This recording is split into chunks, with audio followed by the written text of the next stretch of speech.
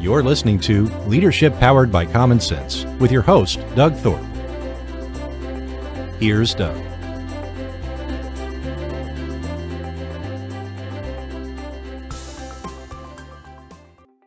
Well, greetings, everyone. This is Leadership Powered by Common Sense. I'm Doug Thorpe, and today we are going to talk about leadership, but we're going to come at it from a little bit different angle.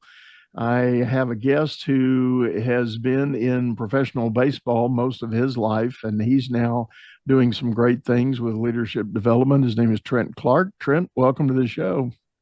Well, great to be here, Doug. Thank you for having me. Super excited to join you. Yeah, so I have a little, I guess I call it a mini tradition on this show. I ask my guests to give a little backstory, and yours, of course, as I alluded to, has a lot to do with baseball. But tell the folks your backstory and your journey to where you are right now. Yeah, my backstory was one love of sport as a kid, joined in Division I, two-sport athlete, went right from college and started coaching for the Detroit Tigers with Sparky Anderson. And I spent some time with Coach Saban at Michigan State. And then I went back to professional baseball with the Tribe in Cleveland, now the Guardians, and went to a couple World Series with them, and then headed out west for the Los Angeles Angels, where we did a big turnaround there with the Disney Corporation, won that championship in 2002, went to another league championship in 2005, and a lot of fun, a lot of great people along the way that I learned from. And meanwhile, I started now 12 companies. So I think, from an entrepreneur standpoint, always just been involved with leadership in business and sports. So it's great. Out of those 12 companies, were they all sports related, or what else? What was the gamut you ran there? No, really they were not. I started in fitness. First company was private training. I had a strength and conditioning background as a coach in sports. My next one was we designed gyms for athletes' homes, showed them how they could write that off as part of their job as a professional athlete. And then I took a real hit, some things downturned in that business, and I really learned a lot of things the hard way. And so I went back to a franchise, and I bought, I was like the 10th or 12th franchisee of 1-800-GOT-JUNK. And then I got involved with shipping on the Great Lakes and shipping oil. And then I got involved in brokering oil. Then I got involved in cybersecurity and federal government and selling software to the federal government. And then I went back to my roots, which is really leadership coaching and developing teams. And that's where we really developed and cut our teeth there for the last 6-7 years. And now I own an NIL company where I get to do my two favorite things, like for college athletes in the name, image, likeness now. That's about 15 months old now. Is I get to combine athletes and entrepreneurship, which is exactly what I love. So it's awesome. Yeah, well, that's great. Well, we could probably spend a whole episode talking about the NIL landscape now and what that's done to college sports and for sure the pros and cons, like it or hate it, that kind of thing. But I think we'll save that for another one. But all right. Yes. So let's dive right in and talk about the leadership aspect of this. The first thing that comes to my mind is inevitably when we think about leadership, there are a lot of sports analogies that fit when you want to try to train or coach someone to grasp and comprehend a leadership principle. Inevitably, things about teamwork and position alignment and strategy and playbook and game book and game plan, all those kind of things emerge in the discussion. The interesting thing is, I learned the hard way many years ago in my own coaching, not everybody's a sports fan, and you got to be careful with those analogies when you dance them out there. So talk to us a little bit about your approach and your thought on shaping up those messages. Yeah, I think to your point, it is really easy for me to make a lot of sports references. I love it. I absolutely have a passion for it. And it makes some sense. A lot of people really have a favorite team. And there's always these days. I mean, every weekend we can see an example of good and sometimes bad leadership in sports, right? It's right out there laid out for us. But, I love the idea of leadership around music and the orchestra and how that works as a unit, and people doing their responsibilities and their roles, and having a conductor that's really directing things. And from my side of leadership, we get hired because in training and development, most leaders of organizations didn't go to school for leadership, and they didn't go to school for coaching or teaching. And for me, now everybody needs leadership modeling, having a plan on that, and they need some teaching and coaching. And we got a lot of people who are really smart, really well educated, but they just don't have a lot of experience in those categories. And our organizations are just thirsty for those two things. And if we do that poorly at the top, it tends to go pretty poorly across the board, right? So I like that stat that says, hey, 82% of people don't leave the organization, they leave their boss. So if you have a boss who has that poor leadership skills and very poor communication, teaching, coaching, helping me get along and be a better contributor, hey, I think I can maximize my potential somewhere else without, beating my head against the wall, and without all these frustrations, and without a lot of surly employees that aren't very happy working with this person, and they're going to take their talents elsewhere. And those numbers prove that out. Yeah. I'm a big fan of that. When I launched 2022, I had a challenge campaign at the early part of the year. I challenged 10,000 managers / executives to align and raise their hand and say, I agree, I want to be a better boss, for that very stat that you mentioned. People don't quit companies, they quit bosses. And let's pledge to do more to be more effective leaders in our businesses.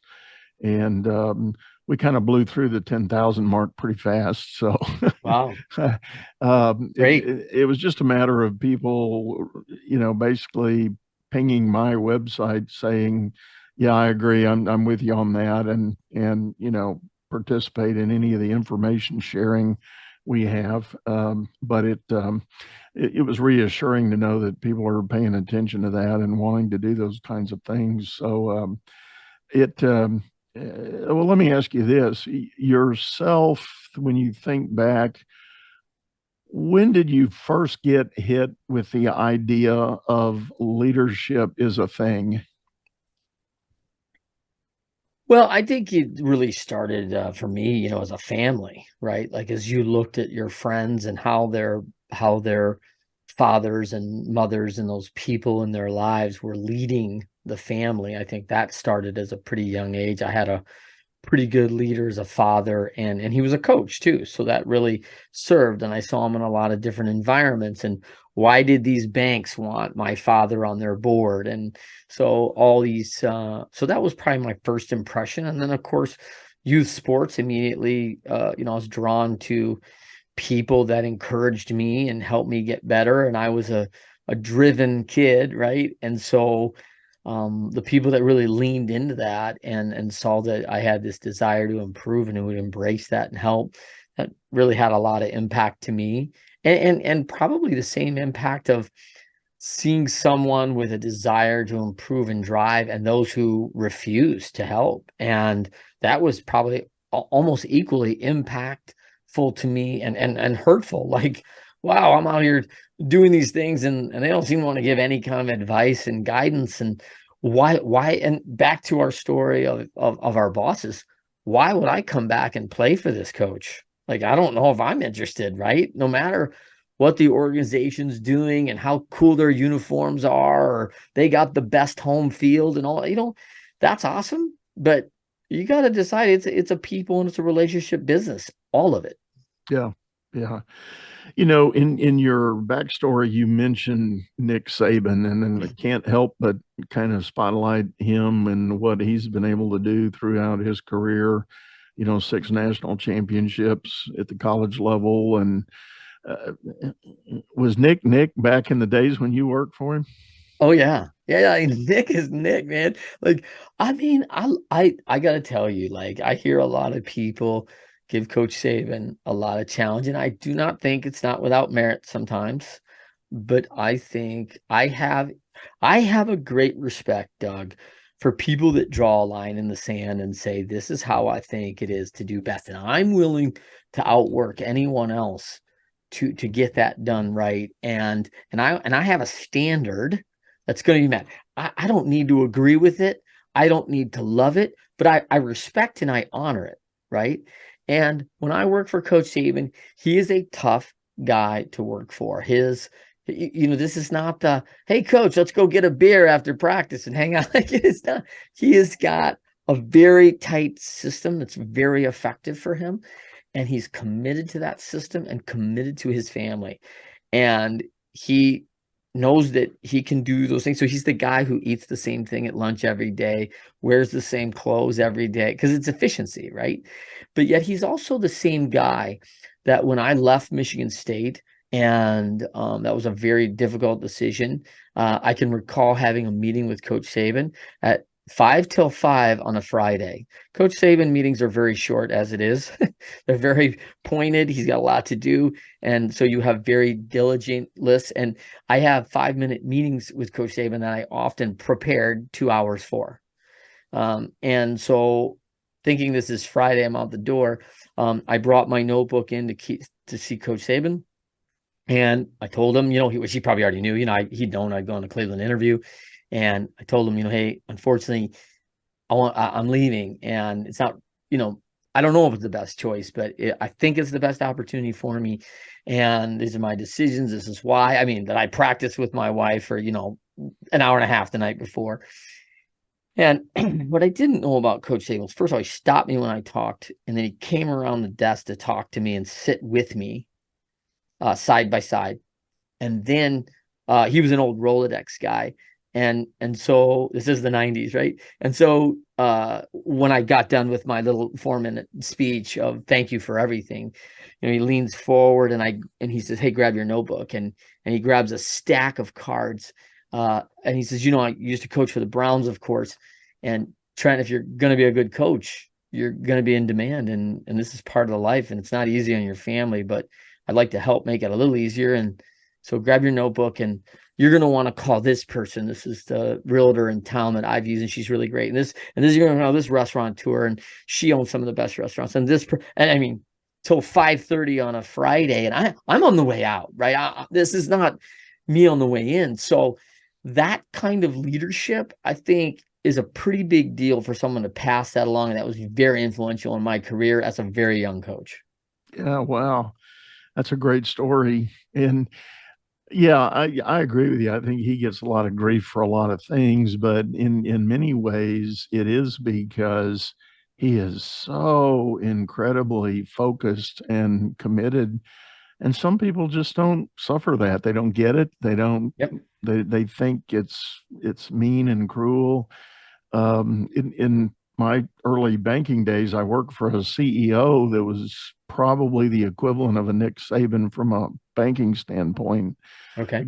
Guy was driven. He had a system. I mean, we had a joke. It was vogue for the bankers at the time. We were still in suits and ties, and we had these little lapel pins that was the bank logo, and that you just, didn't want to be anywhere without your lapel pin. And the joke was, if you got on the elevator and you ran into Ben, our CEO, and you didn't have your lapel pin, you were going to go to the penalty box, Yeah. And one guy finally famously said, Ben said, where's your lapel pin? He looked down, he goes, I left it on my pajamas.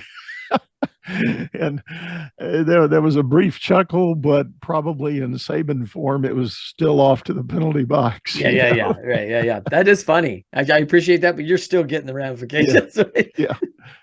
And and in our organization, there were people that thrived under that. I'll use air quotes and say dictatorship, because there wasn't a lot of participative input to him.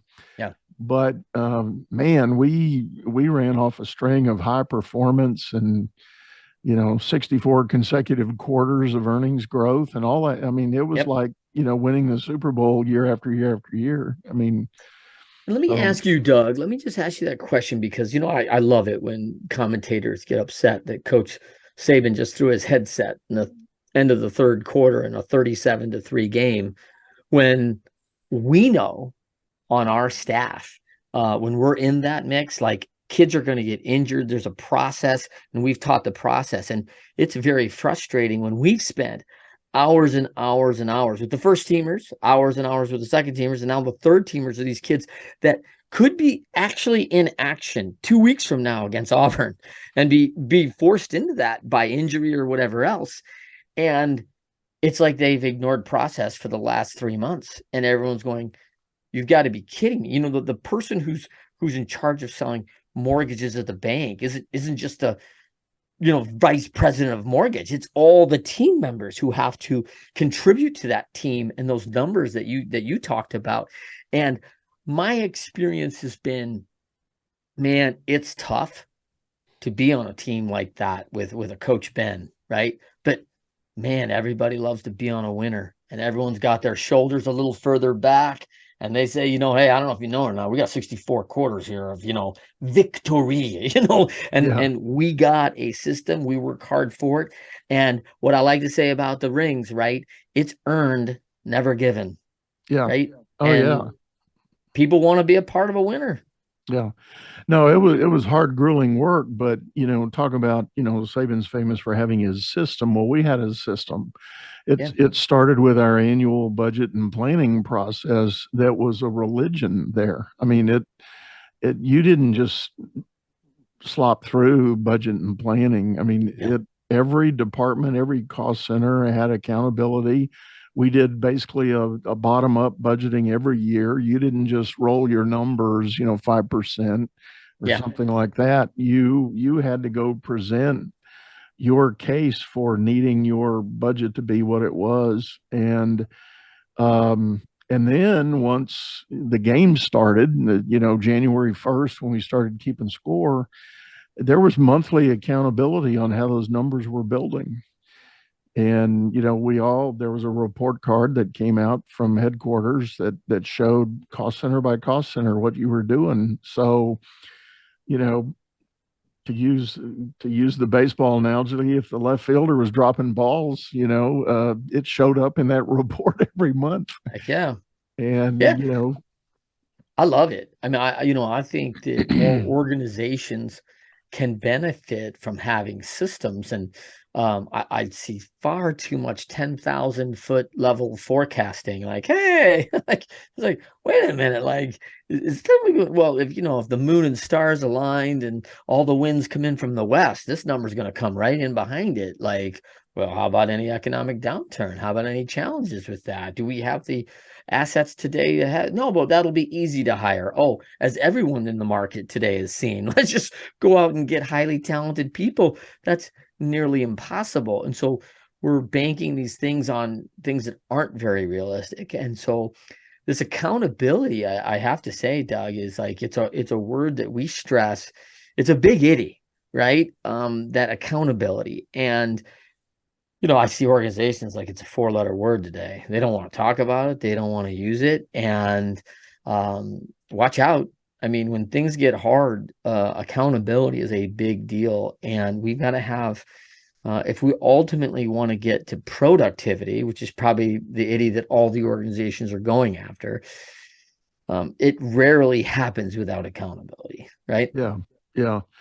I like that. And you know what, Trent, I'm looking at the clock here. It's time to drop in a little commercial break in our show, but we're going to be right back after this message. And I want to get into some of those itties. I like your angle on that, and we'll dive into those right after this message.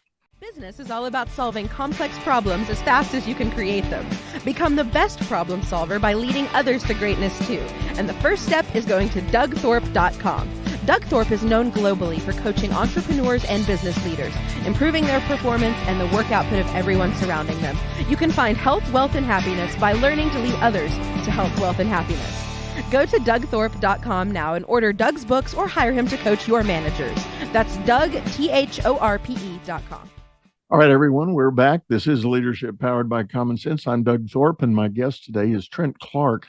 And we've basically been talking about leadership. We have leveraged and spent a lot of time talking about the sports world and examples of leadership there. But when we went on break, we were talking about the notion of accountability, and it is such a big word. But today, I agree.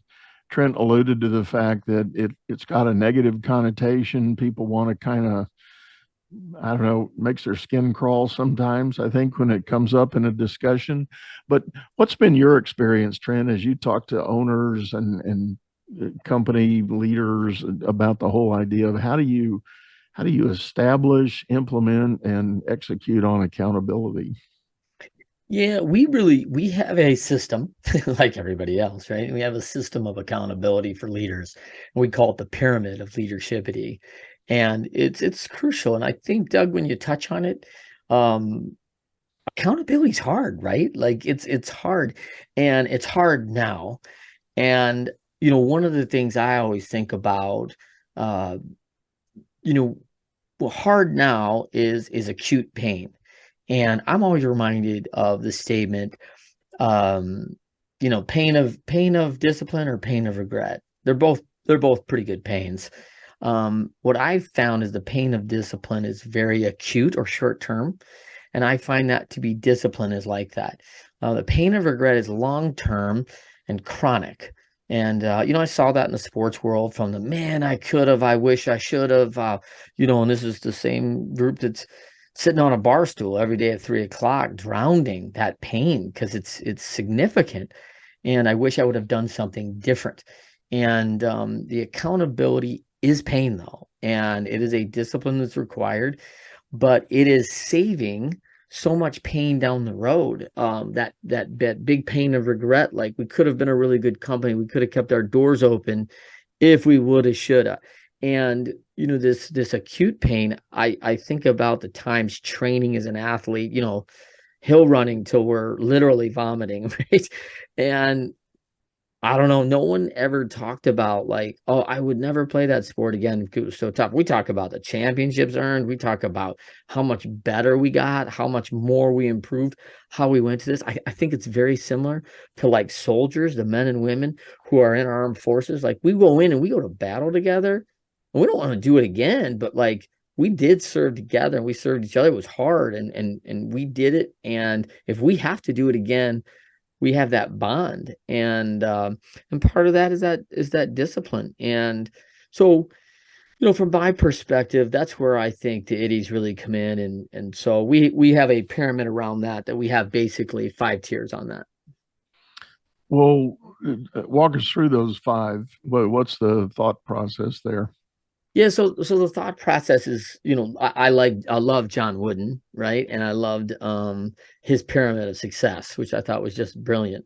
And of course, he shaped that for years. I kind of really designed it with the same kind of breadth in mind of what is the foundation. And the foundation for leaders is really both morality, big itty, and authority. And that word is another one that's thrown around like, oh, being an authority is something bad now. Like there's a responsibility if you are the authority.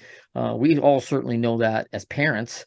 We're the authority. We're in charge of these children. And like that's a big charge for any parents to be that authority. And I think there's a challenge when we don't act like the authority and we act like the children, right? And everyone's going, wait a minute, I thought you were going to be the adult here. Like, so in a company, we really, cornerstone of integrity and humility. Probably the 2 biggies that are pretty critical for leaders. If you have a leader of poor integrity, that's cancerous, right? And you have the person who just doesn't understand humility, that also becomes a challenge of I do everything around here and I'm responsible for all the good stuff. And then of course, all the bad stuff, I'll be blaming everybody. So, that doesn't really work. And then the other 3 on that lower foundation are spirituality, which I think is pretty important to have a tie there, and stability, so crucial as a leader to have provide a stable environment, and then quality, just the quality of person, the quality in your work, the quality in your standards. those really big five kind of set the foundation for me for morality and authority of a leader. So that's really the foundational aspect of part one of that framework.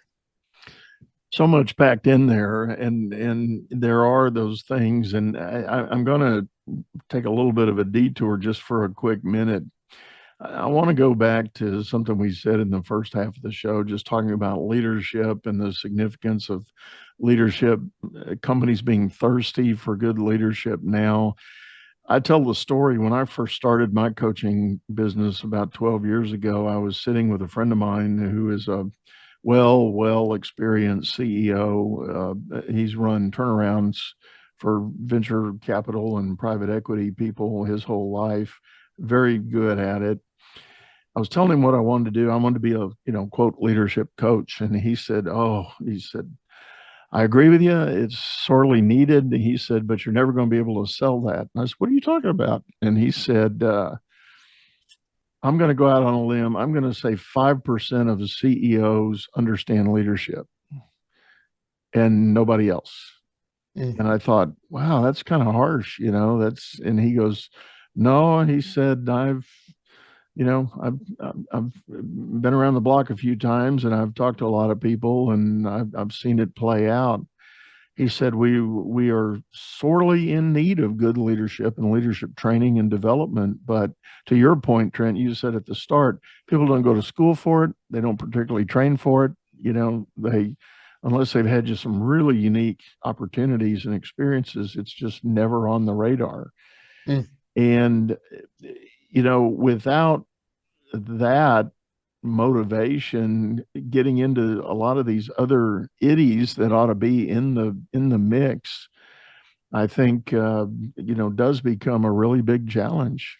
Mm-hmm. I agree 100%. I think one of the interesting facets about Leadershipity and that business is that 67% of our clients, creeping up to the 70s now, are women leaders that hire us. And why is that? I got to ask myself, why is that? And, I think it's the humility piece. I think it's the piece of like the interest of others getting better and the, hey, I see a lot of leaders are, hey, I know everything, just ask me. And I don't know if that's, the approach to take from leadership. And I think there's the lifelong leaders are learners. And if you're going to be a lifelong learner, I think that's really critical for leadership. And I think this is one of the things that's missing in some of that is that continuous improvement. I mean, the moment we get that level of like, oh, look, I've arrived now, like sit back and, people just go speeding by you. Right. And people are looking to get better. And if we don't have that consistent drive, I like talked about Coach Saban, he has that. He doesn't settle. He's not like, this is the only way to do it. He's looking to get better, and the best in the world are getting better all the time. Yeah. And back to the point about you don't go to school for leadership. It runs consistent with an observation I've had for a long time. The modern business model is when we have a need for a frontline supervisor, we go look at the work team and we pick the best performer. We pick the best sales guy or the best technician or the best accountant or the highest volume processor. And we say, poof, you're the new supervisor. And so they get busy trying to figure out what it means to be a manager, and they probably fail more than they win. But one way or another, they kind of figure something out. And a lot of it has to do with they work harder. They do more of what they used to do to help propel them, and they get recognized for that. And guess what? They get promoted again. So it becomes this self-actualizing dynamic that is not moving the needle to leadership. It's moving to this do more with less kind of mentality. And, finally somebody hits a level in their career journey and the company might say, hey, we're going to hire some coaches and we're going to give you some help, or we'll pay for you to go to school and do some of this training. And those are the more enlightened companies, by the way. Sure. Yeah, they're investing in their people for sure. And you lead me right to the second level of the pyramid, which is your team. What do you have, right? And how do you decide, how do you determine who comes along? And performers are awesome. That's one measure, which is it's a good measurement. I mean, it's not a terrible measurement. I wouldn't say it's the only measurement. Um, when I look at like that second level, I'm looking for someone with flexibility, big itty, and reliability is really important as we look to our future leaders and managers and people are going to go. And I have an acronym of CARD. If we're playing cards and I have all the aces, Doug, I like my chances. I'm probably going to win, right? So an ace to me is a card that has coachability, adaptability, handles responsibility, and then does that again and again and again, creating dependability. And so we look at some of our high-time performers sometimes, and they don't have all those characteristics. They do in certain categories, but not across the board. And they certainly don't show up that way for other people. And you use the example of the highest salesperson, right? Yeah, they can really sell, but they don't take a responsibility to the team meetings. They don't often take a responsibility for the team way. And I've always had success this way. And if it ain't broke, don't fix it. And there's a little pushback on that. And the unwillingness to adapt sometimes are big challenges because you're asking and training other people in your organization to look at this and then they can't do it. And so, I use the baseball example of that adaptability. Like, is our organization giving us the tools? Are we working on bunting every day? Because if we work on bunting in spring training, and then we ask our big bomber number 4 hole hitter who's got 45 home runs this year to bunt in the World Series, and they haven't done it for 6 months, and they were never asked to do it as a kid, like, I'm setting my players up for failure. But if I'm giving them the opportunity to do that, they don't want to do that. They don't choose it. They don't practice it. And then when they're called on it, they're like, yeah, I don't know if I really want to play that game. And they get the call and just swing away anyway. I mean, that's not a team player you're looking for. And so why would I put that person in leadership? By the way, if they're successful where they're at, I can keep them in that role, and I don't need to bring them along to the leadership and management position, and they can still produce in some way. Right. But that's probably key on that second tier as you start looking at people. Yeah. So repeat the acronym for CARD.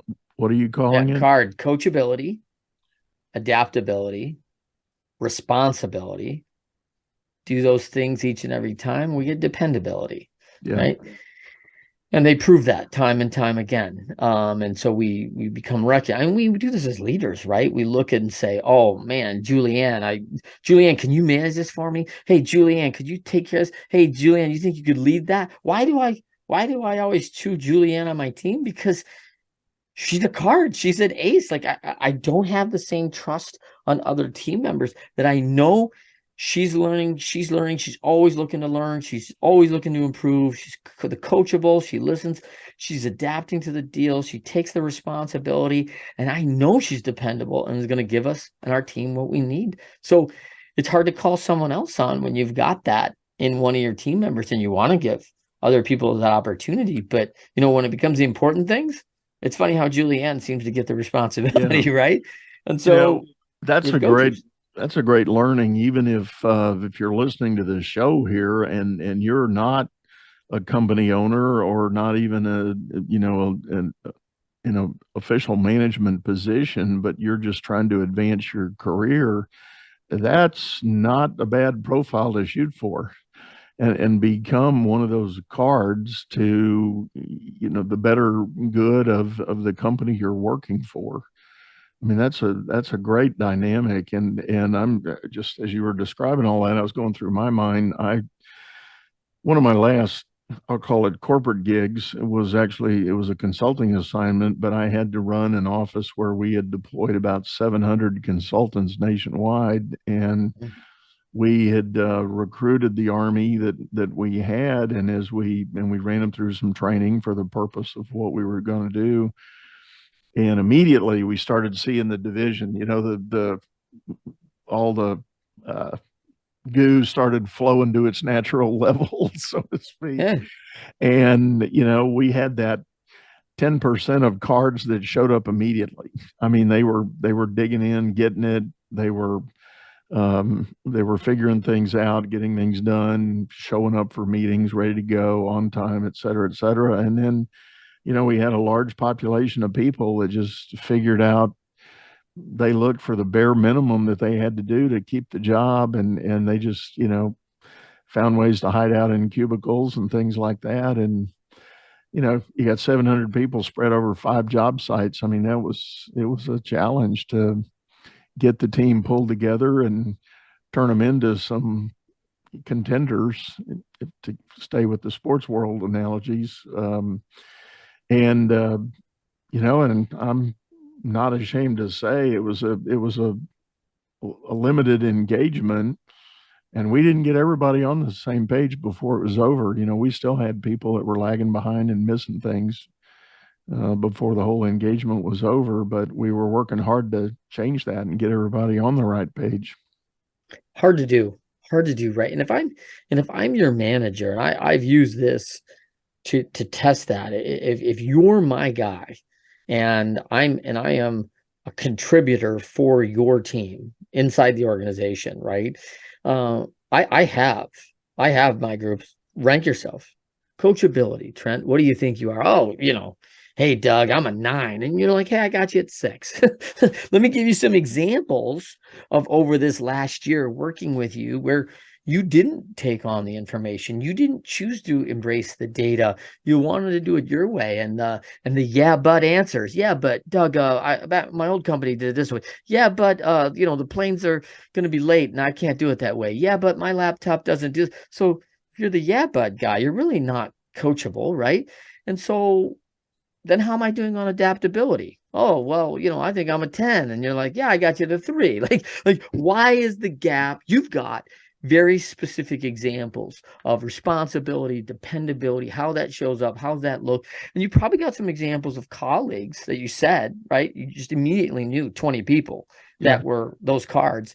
And I say, hey, let's take a look at Trish and how she's handling and managing herself to this organization, how she's taking, and are you taking on things like Trish? Well, you know, Trish is, you know, she's the hardest worker we got. Well, I mean, I'm not, you know, as good as Trish. And all right, well, you know, we got a standard and we're setting it. And so if you're putting yourself at the same numbers as Trish, let's talk about how that might look. And like, oh, all right, well, maybe I'm not. So you got to start owning it. I love the grit formula, right? I love the grit formula that says, hey, here's my talent.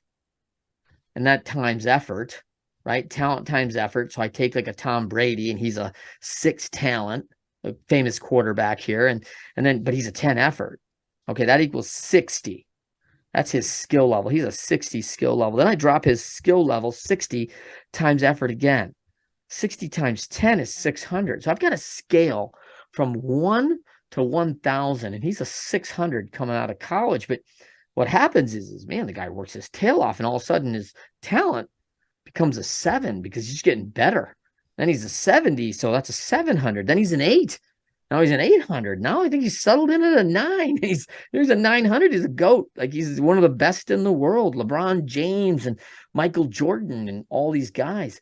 But people always ask me about the best player I ever coached, Doug. Oh, what's the best player you ever coached? I'm like, oh, you don't know him.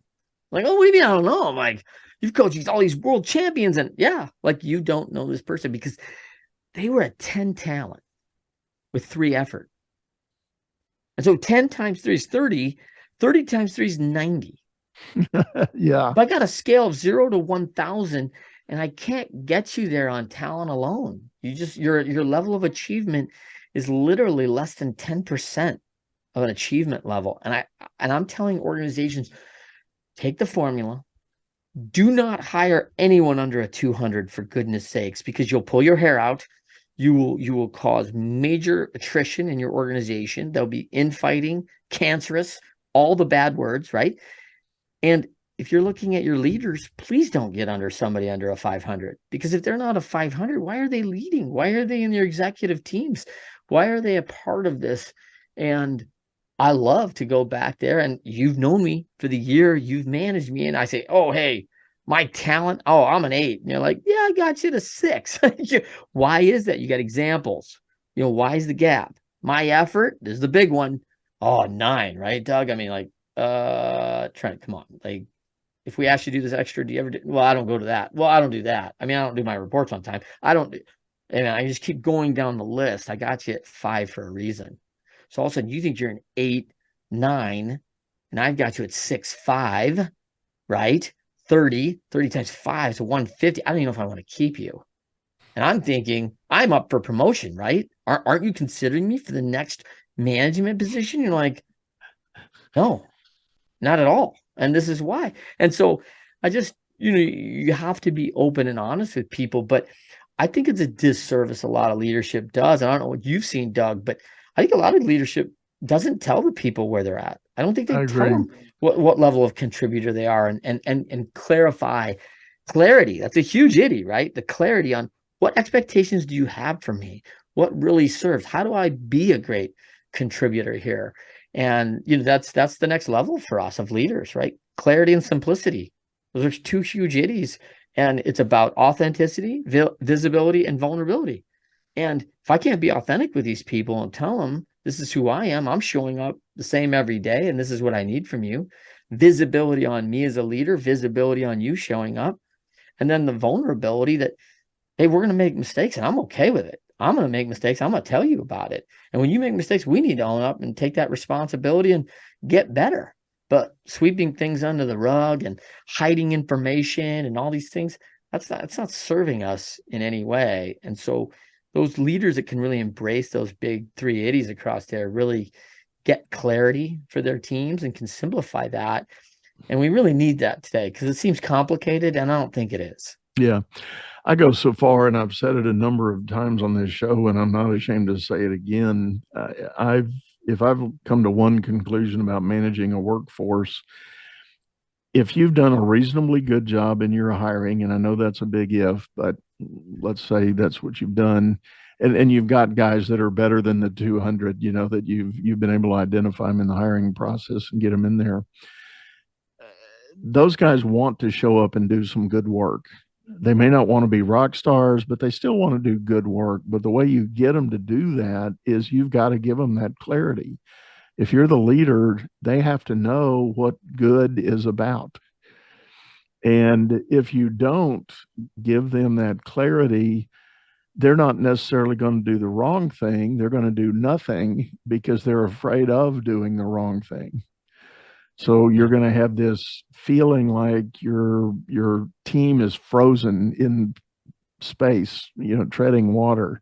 They're doing nothing. And if you're out there listening and you're thinking that about your own team right now, look in the mirror. You probably have not given your team the clarity they need to know what the right thing is and what the next right thing ought to be about.